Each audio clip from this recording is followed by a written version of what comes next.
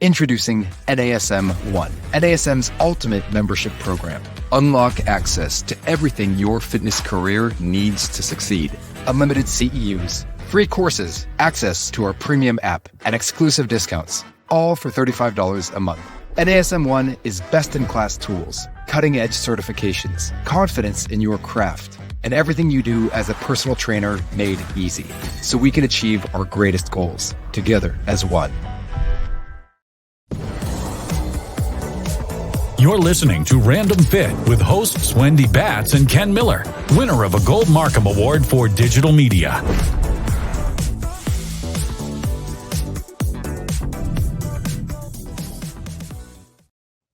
Hello, everyone. Welcome to this week's episode of Random Fit with myself, Wendy Batts, and my friend and colleague, as always, Ken Miller. Ken, how are you?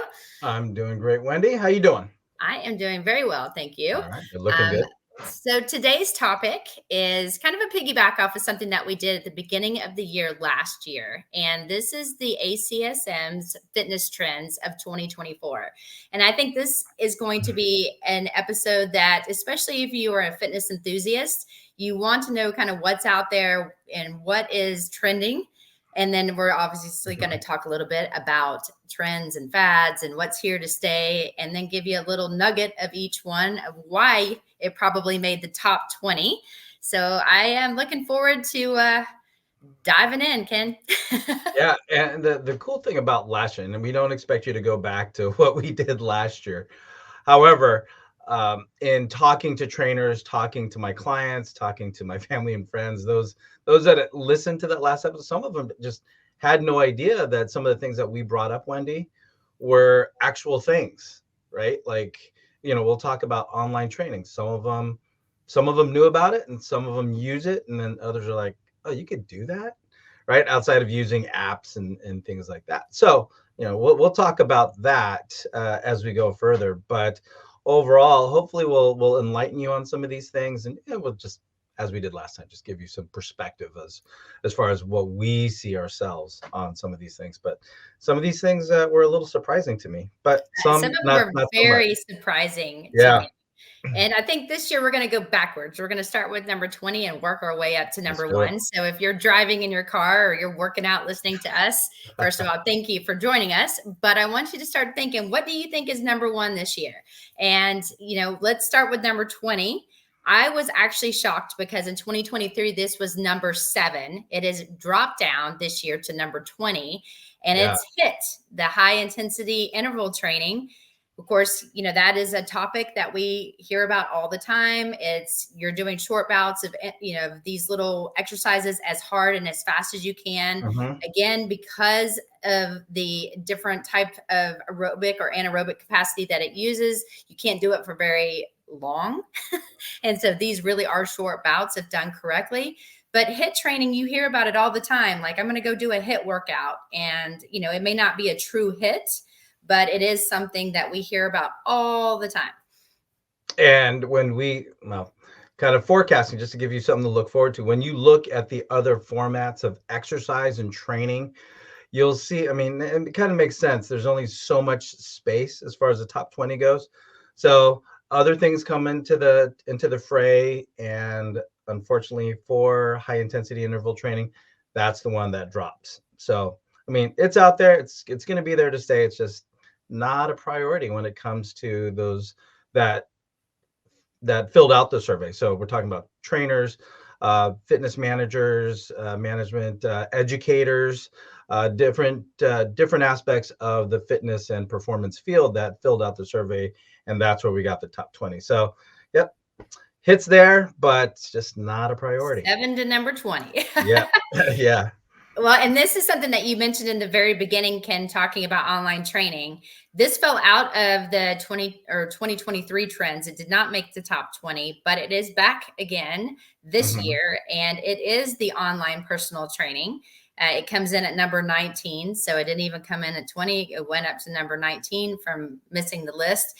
And I think it's something that it's always going to be here to stay as well. I still train people online, and it's not because they don't want to see me or I don't want to see them. We both found it to be way more convenient for us both because we don't live really close to each other. So for me to go to their home or them to come to me, just that travel time, especially in Atlanta with the traffic, it just was taking way too much time. Not that I'm not worth it. However, it's one of those things where they have full equipment. I show them what I want them to do, and then they go and do it. And I make sure that everything's set up correctly and watch their form and their technique. And it's just convenient, very convenient. Very convenient. And from the standpoint that you've got your time set, I've got my time set with my morning groups, or those that I can't see at that point. Like I train one of my neighbors, and when she goes out of town or when I'm out of town, we can still keep our commitments, we can still keep our appointments, but we just have to do it, from wherever she is or wherever I am. But the other part of it is, and when you look at the description, is that we're not just talking about synchronous where we're actually online at the same time. You're talking about an option of being asynchronous. So pre-recorded follow-alongs, and as you have followers or you have subscriptions that are out there, you can subscribe and you can go at your convenience. So when we talk about online training, it's both like what you just described, Wendy, where we're online at the same time or at your convenience. If you want to work out at 11 o'clock at night, or if you're at a different time zone, you can still get a good quality workout, but without the feedback. So yes, indeed. And then number 18, this is something that was brand new, and it was added as a potential trend just to see how it was going to do. And it actually came in at number 18. This is something I know, Ken, you and I are pretty passionate about, and it's just one little section of something that's going to come later on, but it's called DataDriven Techn or Training Technology. And this is kind of what you were just talking about with the real time thing. If you're working with a trainer and you have a Garmin watch, or you have something that really can show your heart rate at that moment, what your body is doing with whatever type of exercise, it is at that moment, real time data that's helping you determine if you're doing the right zone or whatever type of training you're trying to do at that moment. So it comes in as a new trend in 2024 at number 18. Yeah. And going back to number 20, high intensity interval training. How are you determining that interval, right? You have to hit your highs, you have to hit your lows. So are the highs high and the lows low? How are you going to know? So being able to refer to your Garmin or your Aura, whatever it is that you're using at that moment. A lot of my clients have Apple, right? They use their heart rate monitor on their Apple watches. And I'll tell them, okay, when we hit 145, just to pick a number, okay, we're gonna stay there for about 30 seconds. And then when your heart rate gets down to 125, then we'll pick it back up again. So that's an example that's out there, just to say, okay, we are really doing that interval aspect of high interval. And how else do you know outside of, being able to watch what their watch is telling you? So that live up to the second data point monitoring is something that I'm seeing more and more out there. And I'm using it just like everybody else is as far as number 18 goes. So very effective, very effective. I agree.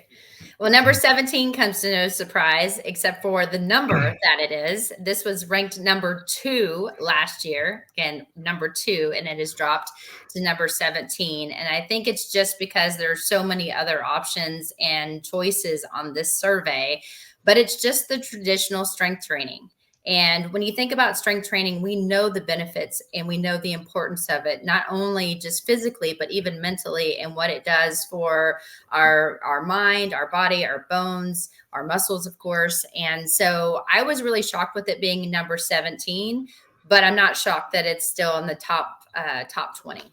Right. And just a quick summary, that's something that's integrated with other. So if you're going to do high intensity interval training, you might be lifting a lot of heavy weights, right? If you're doing functional training, exercise is medicine, the other points we're going to bring up, strength training is going to be a part of that. So I think that's just one of those, just, I don't say garbage terms, but it bleeds into everything.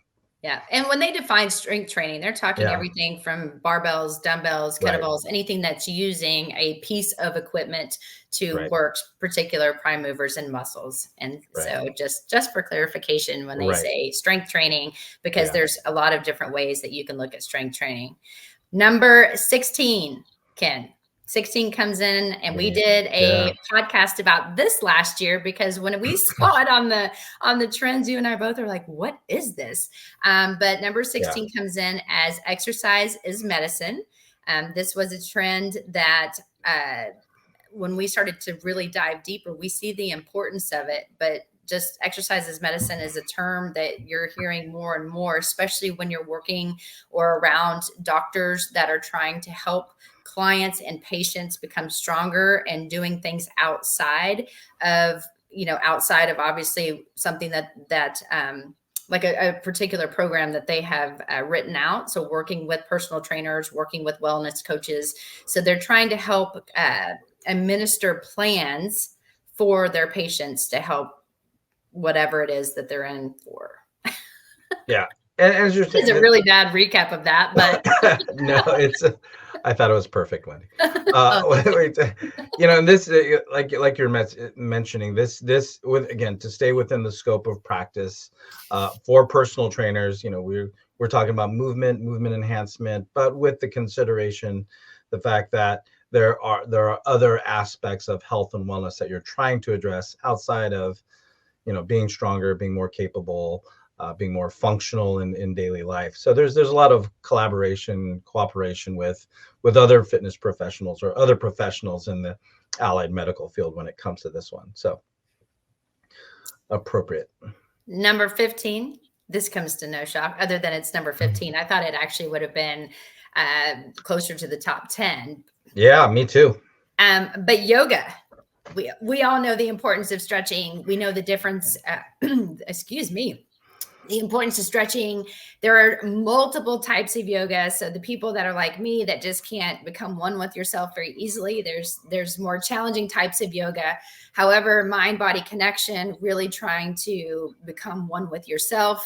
I think it's obviously important. I honestly believe yoga is here to stay. It will probably remain in the top 20 in my personal opinion. I don't know about yours though. Well, just get a drink of water, Wendy. Excuse me. When it comes to, you can't throw a tennis ball any one direction without hitting a yoga studio, I don't think. Around, especially where I live, around the beach facing the bay, there's yoga sessions going on there. There's yoga on stand-up paddle boards. There's personal there's personal yoga studios within the big health clubs within 5 miles of me. Each one offers yoga classes multiple times a day. So that's why I was really surprised. It's, again, weighted against other things. Yeah, I can see that, but it's a very popular modality, and it's something that I'll go on YouTube and follow a yoga session every now and then, and I feel great from it. Well, and I have a lot of my professional athletes do it. It's one of those things where I think they need to kind of do active recovery. We always talk about that. Yoga, to me, kind of, especially with these individuals and what they're doing in the season, or what they're doing with me on quote off days, if they want to do something that's really going to benefit them, or they still feel like they're doing some sort of session, I have them do a yoga session. And then when I come back and I measure their range of motion, it really does help them significantly and their range of motion, which is going to obviously increase quality of movement. So, yeah. So there you go. So number 14, this one, it was actually, I think, number 5 in 2023, but it's called functional fitness training. And when I first heard of that, I was like, functional training. And of course, I think our mind goes to all the modalities that we can use to challenge different things. However, when you're thinking about functional fitness, this is something that we're going to be doing and using more and more, if we're not already, with our seniors or people that we're trying to get better movement patterns. So it really is trying to focus on improving balance, coordination, functional strength, if you will, endurance, activities of daily living. So I think it's really looking at how someone's moving and the quality of their movement. And then we're working on a functional fitness type program to help them do it better. And the client that I just had this morning before, I trained and then I came straight here to record. But one of the things that we work is just grip strength, because one of her goals was the fact that she just wanted to be able to open a jar of whatever without having to give it to her husband for him to open up, right? So when we talk about functional fitness, she just wants to open a jar. And I have she just, do you have the grip? I've been there. I mean, well, I'm not saying that I don't have my troubles opening jars, but those are the things that she just noted more and more often.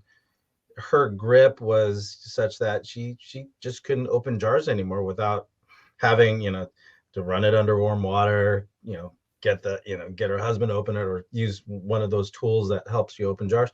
But we're also talking about going up and down stairs. We're also talking about, just like what we're talking about, activities of daily living, lifting up garbage, moving furniture around if you had to. And that's something that I'm seeing more and more and more. People just want to be able to do the things they were able to do a year or two ago with more ease, just because they're getting more challenged when it comes to the things they have to do just to get around, during their waking day. So I can see this, but like I said, I was surprised that this didn't keep a higher ranking when it comes to what people are looking for through their fitness programming. Yes, that brings us to number 13. This is one that I know Ken and I, we're pretty passionate about. I think mainly because NASM obviously has a course. We spend a lot of time working with our fellow instructors, and it's health and wellness coaching. And this has been a top trend since since I think it came on board in 2010 maybe, when it first came out. And now, of course, we're hearing more about it, but they'll say that it's kind of the connection between clinic and community and trying to bridge the gap. And we're able, if you are a wellness coach or a health and wellness coach, able to really help someone to their fitness journey. And then at that point too, help them kind of stay on track so they hit their goals, not just in the gym, but outside of the gym where the struggles are more real. Yeah, and for this episode of Random Fit, where we're talking about the 2024 ACSM fitness trends, yes, this is one where you and I, Wendy, when we talk about this, there's just multiple aspects of wellness that don't get addressed through the traditional routes of personal training. So now you're talking about more nutrition, more health and sleep related aspects of your life. So this is more of the 360-degree approach to getting someone to feel better and move better on top of all of that. Yes. I can't even say anything more than yes. And so I think if you obviously are a personal trainer and you are also a wellness coach, and you have your background and have some information on nutrition, you're kind of like loaded at all ends to help every single individual that walks through your doors, because it also goes through on how to work through somebody by providing the empathy, but then also making sure that even though you're empathetic to whatever their needs and their feelings are, that you're also trying to show them that they still are going to have to go past that. And this isn't okay if it's a continuous problem, whatever. If they're canceling sessions, they're not showing up. You got to then put the hammer down, and it kind of walks you through how to do that. Whatever it takes. You know me, I'm pretty straightforward. So I needed to take that to learn how to be sweeter, I guess, in certain areas of my business. That's right. Just kidding. But number 12 comes in at outdoor fitness activities. Obviously, this was higher when the pandemic was when we were all kind of shut down and we couldn't do anything, but they told you go outdoors, be active. This obviously has fallen out of the top 10 into number 12, but I am still a huge believer in going outdoors, getting fresh air. We did another podcast. I guess it's really like we've done all these podcasts, but if not, you should go back and download all of them and listen. But Ken and I did one on earthing, where I think this is actually super important. It allows you to become one with yourself and the earth and the ground. But then also too, if you're out and about, you can go hiking or get, some friends to go on a walk with you, or you want to get on a team and play tennis or pickleball. There's so many different activities outside that I think is just good for your mind. Yeah, nothing replaces fresh air, Wendy. So just get outside. So you live in California. Does that mean you're getting on a plane? And I'm just kidding. I'm 10 miles from the Pacific Ocean. I do have to drive for it, but overall just getting outside and like you said, earthing, one of the things I do, especially, now as of this recording, it's the colder part of the year. So putting my feet on like kind of cold, wet grass. I still do it. I just have to make sure I wet my feet before I put my socks and shoes back on. But getting outside, I feel refreshed before I have to sit behind a computer, before I have to get on a call, or before I'm indoors in my facility training clients. I'll go walk around the building and, just get some sun on my face, some outside air in my lungs, and I feel refreshed. I'm good to go for the next hour or 90 minutes, whatever my session does. So I love it. I did the same thing. I take, this, if anyone ever calls me, probably 90% of the time I'm outside walking around. I do not take calls inside. I don't want to overtalk my husband. It's not like, we both work from home often, and but it's just good for my soul. So as long as I don't need my computer in front of me, I will usually take your call. Go outside. Go outside. Number 11, this actually has moved up 5 spots, but lifestyle medicine. And just for clarification, when they're talking about this, they're talking about when you're promoting healthy behaviors as the foundation of your health promotion, disease prevention, as well as medical treatment.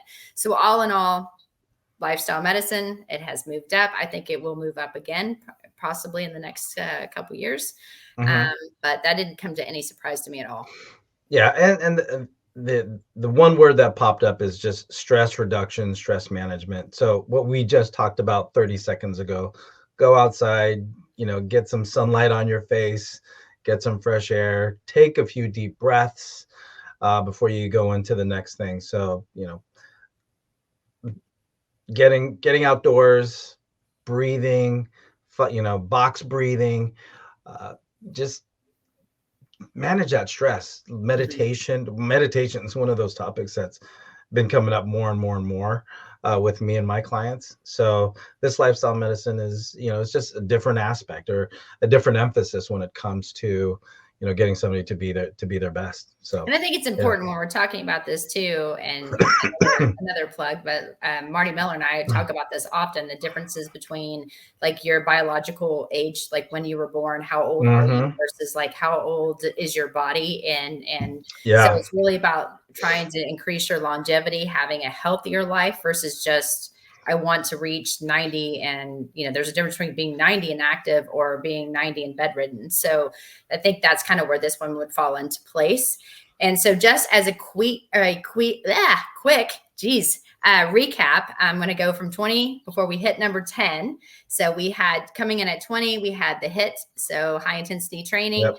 We had online personal training that came in at number 19. Number 18, data-driven technology. We had 17, traditional strength training. We had 16, exercise is medicine. 15 was yoga. 14 was functional fitness training. 13, health and wellness coaching. 12, outdoor fitness activities. 11, lifestyle medicine. And coming in at number 10, Ken, is where we fall into place, specifically more and more based on our goals, is personal training. And of course, personal training comes in at number 10. This is something that obviously has been like on the actual survey since 2007. And since 2007, it has made the top 20 in various positions. But guys, people need help, especially as our baby boomers are aging. And if you are a fitness enthusiast and you've never had a personal trainer, I would suggest strongly to go and see one, do a full body assessment, get a program that's really individualized for you. But if you are a trainer, just know that our businesses still should be booming because Yeah, you need us. they do. They do. I agree. And when it comes to personal training, I think if you're listening to us and you've never had a personal trainer before, we've talked about shopping for personal trainers and knowing what it takes to take on a good personal trainer. But when we've talked about this before, as far as working with some guidance, somebody who is certified, somebody who is experienced that can accommodate what it is you're looking for your physical and wellness needs. But it doesn't, I mean, it is an investment, right? And I think money is what comes into play when it comes to people's thoughts on personal training. It's like, you gotta be rich, you gotta have a lot of discretionary income to take on a personal trainer. But there's been plenty of times where I've taken somebody and just get them started, point them in the right direction, give them a few key tips and pointers. And I meet with some people every 4 or 6 weeks just to tune up, to accommodate, the financial, the budgetary side of getting that type of guidance. Because, if you don't know what you do and you don't know what to do, you're going to social media for some of these ideas on what you think you should, or you're reading a magazine. I don't know who reads magazines anymore, but you're going to these sources that are just meant to, they're just, the things that you see at the airport that are on the rack. Yeah, that's a magazine. So what I'm saying is, get the guidance, get pointed in the right direction, find out information about yourself as seen through the eyes of a personal trainer, and get going, right? Versus following the words or listening to somebody who's just trying to talk to millions of people and not you specifically. So personal training, I 100% behind it. Obviously. 100%. Well, I'm 100% behind number 9 because this one, obviously I hold near and dear to my heart as well because I have a child. But coming in at number 9 was the youth athletic development. And so more and more parents are starting to see the obesity rates in the children are on a very scary high. And so trying to get more and more of our little guys outside, moving, working on proper coordination, movement patterns. Doesn't have to be somebody that's just preparing for a sport. I really believe in working with our youth because, again, it's going to help with coordination. It helps with mind-body connection, helps with different patterning. And this is going to create better quality of movement, more power, more strength, and multiple sports, especially if they're just working on themselves and not necessarily something that's very sports specific. When it comes to youth sports and conditioning, you also have the other side of the coin where you have kids that are specializing early. And we've talked about this, where now if you have a thrower, you have a baseball player, and they're specializing 10, 11 years old even. Well, now you are subject to the inherent risks of repetitive stress. And this is where getting some guidance on movement enhancement and being able to condition for somebody who is doing a repetitive sport, just for the sake of being able to stay in that sport longer and counter, the risks of injury. So I think when it comes to youth athletic development, you want to be good at your sport, but you also got to really remember that now if you're doing a sport a lot, you run the risk of doing overuse injuries for that athlete. So it's just something to be aware of for a lot of parents. Absolutely. Yeah. Well, number 8, this one does not surprise me, and I'm sure it probably doesn't surprise you either, but exercise for mental health. One thing that was a big statistic that stood out when you actually look at exercise and for mental health, that approximately 1 in every 8 individuals globally is affected to varying degrees of mental illness. Mm-hmm. And so when you think about that, that's a pretty scary statistic. And what exercise is able to do is, we know that it's going to help with cognition and mood. It's obviously going to help somebody emotionally, physiologically, psychologically. So it's not just physically, how does someone look, but it's helping them mentally as well. And I think this socialization, especially if they're coming to a gym or they're working out in groups or they're in different types of environments, it's very healthy for so many different reasons. But I was kind of shocked to see it at number 8, because it did jump up. And I think that just in light of, what is happening in the world around us when it comes to just stress, mental stresses, and what that means for dependence on medications and seeking counseling and the help of medical professionals, they do know that exercise helps people rectify, or at least address the signs and symptoms of mental health. So exercise does help with a lot of that. So, I mean, it's one of those things that's just under recommended from the medical field. But I think when people do it, they actually feel better. They just have to be able to commit and do it consistently. I think more people are becoming more honest with themselves too. So I think it is becoming more recognized because more people are reaching out. I know, like in my parents' era, that was never like, if somebody had a mental illness, it was not talked about. And now people are just becoming more and more open about it, and they're seeking help. And I think that's super important. And obviously there's a ton of research and a ton of help out there. So if you fall within, you are that one of 8, then there are definitely places that you can go, but also know exercise can help. That brings us into number 7, actually, because number 7 was a mobile exercise app. And I'm a huge fan of this, because, and now granted, there are so many different apps that are out there. I personally use the NASM Edge app, and every single client that comes to me personally, face to face, I set up a home program on that particular app. That is something that I want them to do on their own when they're not with me. Or to your point, Ken, we talked about this when the online training, if I can't be with them, or they're going to be traveling, or they just want a program, I can go into the app, I can build out a workout, all of the, and again, it depends on your app, but if you're using Edge, they all have a video associated with them. And it says how many reps, how many sets I want them to do. And it'll just go from one exercise to another, and they just click next and next. And then it'll show me, the trainer, that they completed that workout. So that way they can't find me. Or they're logging in and they just said complete. And I'm done. And I did it. And then when you watch a move and you're like, you have not been doing this. One of the cool things that I took on this year, Wendy, is using my Garmin, and I can actually see when a few of my clients who have Garmin's, they will enter in what they did. So it'll show me their heart rate. It'll show me how hard they worked, how long they worked. And then from there, I can say, hey, great job. I can encourage them.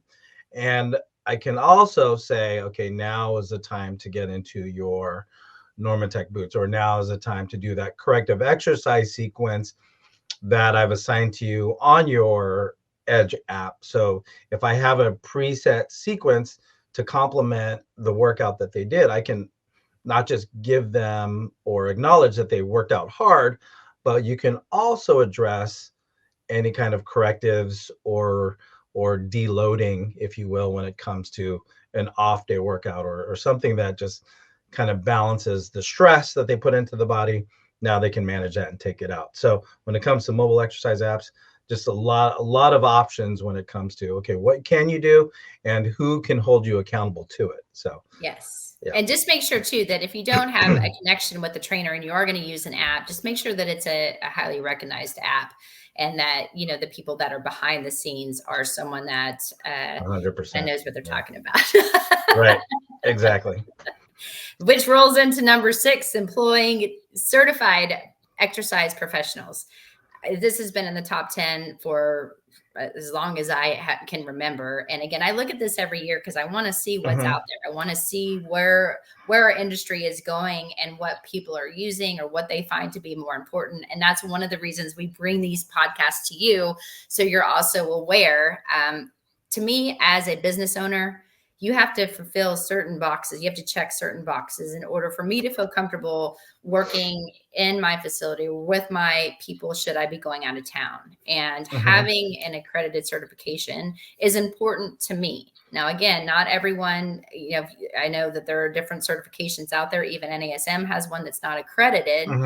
But it's one of those things that I think if you do hold higher standards for yourself, and you really spend time educating yourself with the content and then finding your niche, specializing in that through, yes, more education, then that's going to make you get paid more people want you, and you're going to be able to increase your rates at a higher level than somebody else that just went and took a test, and they are just a trainer.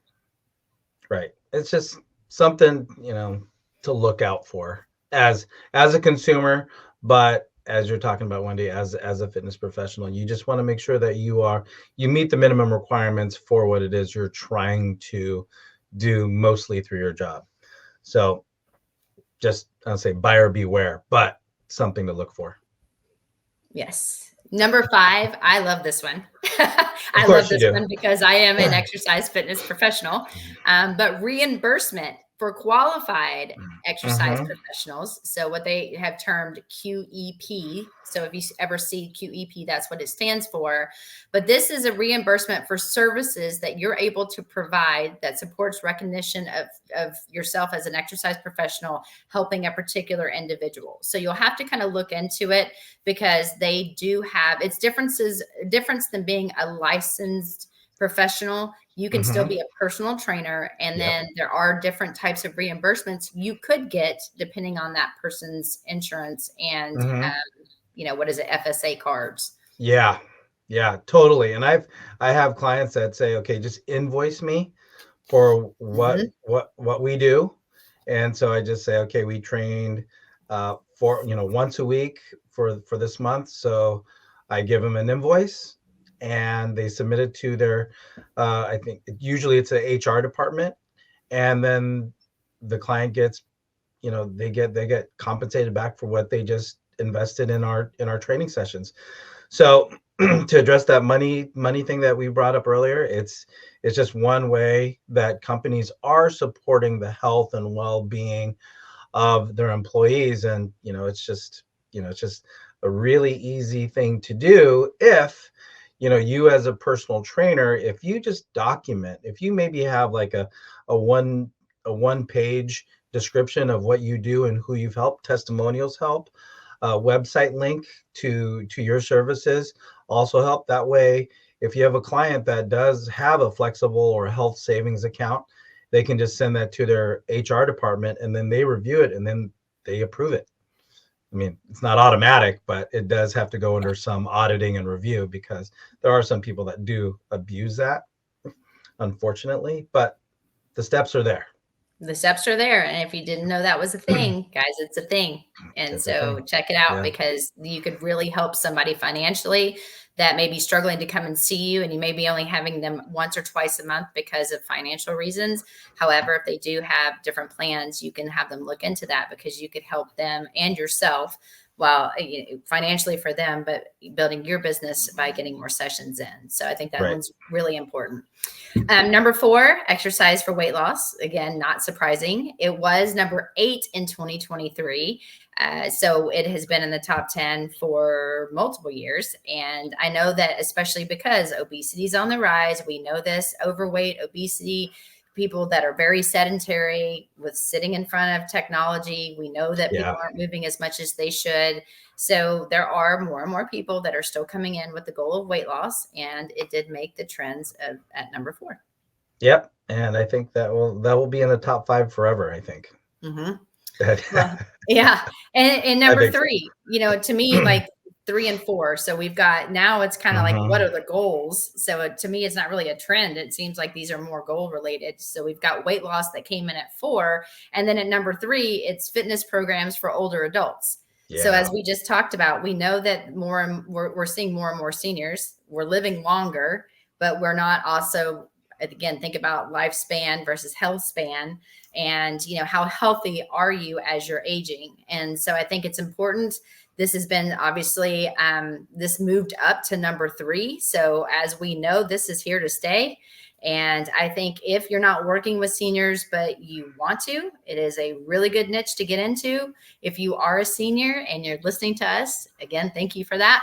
However, just know you're number 3. This is a trend. So there are more fitness professionals that are focusing specifically on the senior population, or what I like to call active older adults.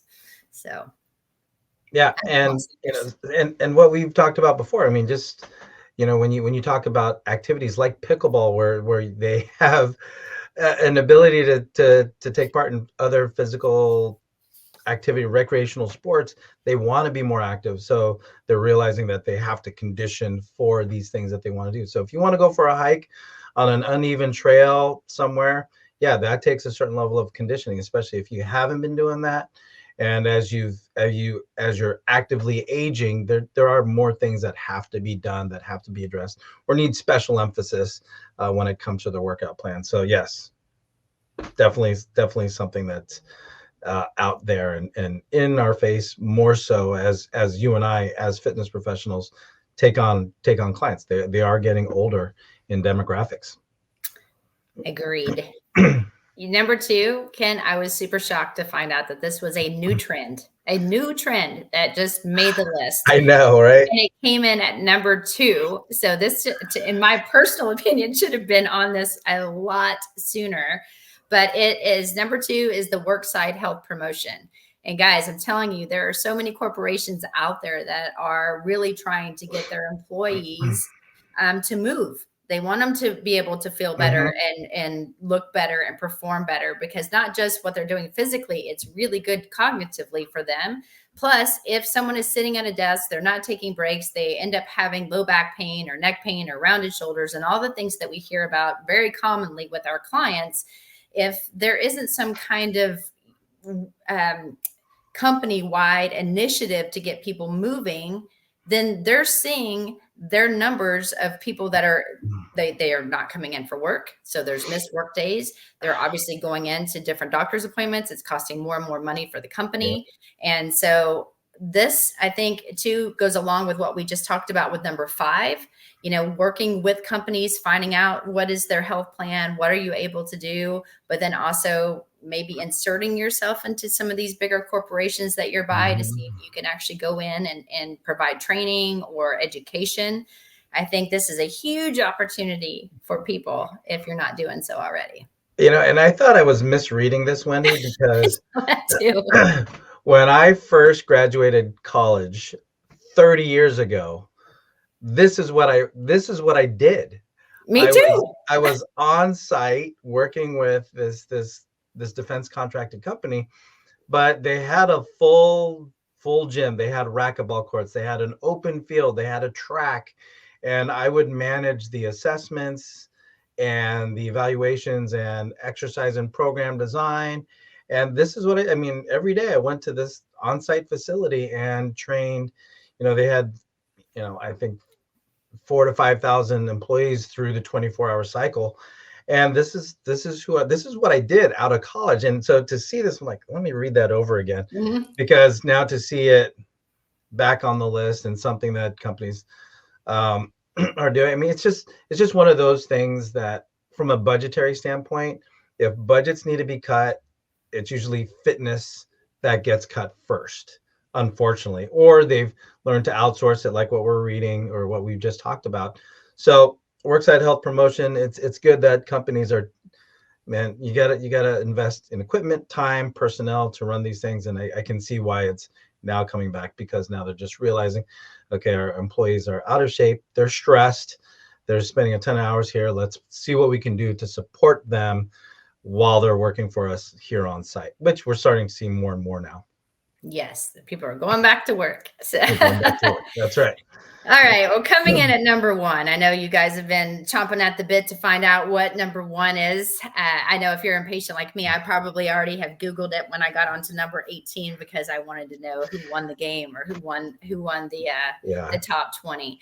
Yeah. This has been in the top 3 since it was put on the survey and this came in at, I think 2016 was when it was first put onto the survey. And again, it's been 1, 2, or 3 since then. It's number 1 again this year. This is something, Ken, you and I, we both wear. We find, I mean, I've got every type of device on to see which one's going to tell me that I'm better in certain areas than the other. But it's wearable technology. And this is providing real-time information on how well did I sleep? What's my HRV? What's my respiration? My Garmin tells me my body battery, where I'm running and how much am I charged up versus how much have I used. Lets me know too how I'm sleeping. And I think knowing all my metrics, knowing daily, I woke up and I feel terrible. My HRV is out of whack or something like that. I may be coming down with something. So it's good to allow me to see myself, my information, and then look at it daily over seven days, over months, and then over years, and seeing what is the trend of me and what can I do better for my life or my fitness journey to get my numbers better if I see them spiking in a negative fashion. Yeah, and I think wearables, this is something that needs to drop off the list because it's out there. It's out there like dumbbells and barbells and stretching, right? And so when it comes to all those points that you bring up, Wendy, I see, through my Garmin, I'm like, oh man, I thought I got better sleep than I did, but my Garmin's telling me I didn't. So then after evaluate, it's like, you know what? I was looking at the phone a little bit later at night than I should have. And that's why I didn't get a good enough sleep. So I think that what people need to understand about wearable technology is that the information's in your face, but what really has to happen is your decision after knowing this information about yourself is, what are you going to do about it? Right? What are you going to do to affect change based on the information that you know? So if you did well, great, go with it. Keep doing what you're doing. But if you didn't sleep well, you didn't move enough, then guess what? What are you going to do to make things better tomorrow? So wearables, it's here to stay. I mean, it is. Dun, dun, dun, dun. Wearables is number 1. It's in your face forever. And if I want to go ahead and just recap the top 10, seeing how I did 20 to 10. So again, coming at number 10 is personal training. Then we had number 9, youth athletic development. 8 was exercise for mental health. 7, mobile exercise apps. 6 was employing certified exercise professionals. 5, reimbursement for qualified exercise professionals. Number 4, exercise for weight loss. 3, fitness programs for older adults.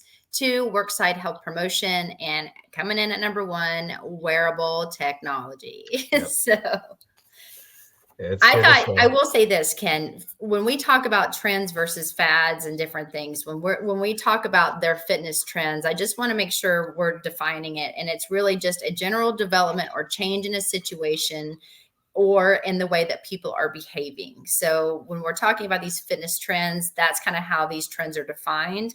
I mean, a fad is something that is, someone's really enthused about, they're crazed about at this one given moment. It's really not here to stay. So I think it's important to think about all the top 20 and then find out, is there something maybe that you didn't know about that we mentioned that maybe you can do more research on. But I found it fascinating. Do you know one of the trends that I did not see on the top 20 this year that I thought was on every single year was body weight training.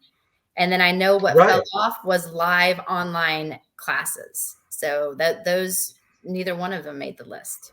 But which is surprising because I use, again, when it comes to working with masses or satisfying the least common denominator when I'm doing a online session, a lot of times, you can't get away from just everybody doing the same thing at the same time, and body weight training solves that problem. So again, there are a lot of good things on there, and I think it just edged out those other two things you talked about. So. Yeah. Got to find what works for you. And that's the big thing. If there was a top 25, it'd be on there for sure. Yeah, sure would. However, you've got to think too, body weight training, that could be the functional fitness training, because you're teaching coordination and movement patterns, daily activities. We don't always, I don't have them use a lot of weight when they're doing something on a daily activity, because you don't do that. Grab a weight really quick before you do that activity. So. All right, Wendy, this was a good one. And I think a great way to kind of give us perspective on what's available, what's out there. If you're curious about something, go look it up. If it's something you've been doing and it's something that you're really enjoying, keep going with it. You're not alone. That's why I made the top 20. So thanks, Wendy, for your insights on all this, all the top 20 when it comes to ACSM's 2024 top 20 list. So I was surprised, but not surprised by some of the things. So if you, as a listener here of Random Fit with both Wendy Batts and myself, Ken Miller, thank you for listening and sharing this time as far as us exploring that top 20 list, which I thoroughly enjoyed. So if you liked it, as we go into 2024, thank you for listening. Like, follow, subscribe, download, share, comment, rate us 5 out of 5 if you can. And we would deeply be appreciative. So until next time, everybody, take care and be well.